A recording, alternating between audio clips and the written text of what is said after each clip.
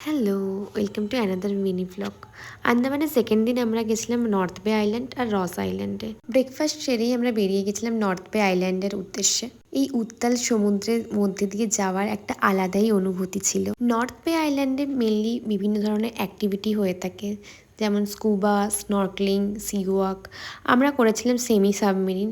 আমি তো বলবো হ্যাভলকে তোমরা চাইলে স্কুবা স্নর্কলিং করতে পারো। যারা স্কুবা বা স্নর্কলিং করতে চাইছো না তারা একবার সেমি সাবমেরিনটা করো। সমুদ্রের তলায় এত কালারফুল মাছ, কোরাল, এগুলো সামনে থেকে দেখার যেটা অনুভূতিটা ছিল সেটা সত্যিই অসাধারণ। এরপরে আমরা গেছিলাম রস আইল্যান্ডে। রস আইল্যান্ড একসময় ব্রিটিশ অ্যাডমিনিস্ট্রেটিভ হেডকোয়ার্টার ছিল, যেখানকার বর্তমান নাম নেতাজি সুভাষচন্দ্র বোস আইল্যান্ড। ওখানে গিয়ে আমরা দেখেছিলাম শয়ে শয়ে হরিণ আমাদের চারপাশে ঘুরে বেড়াচ্ছিল। আমরা দাঁড়িয়েছিলাম, হরিণ আমাদের কাছে আসছিল।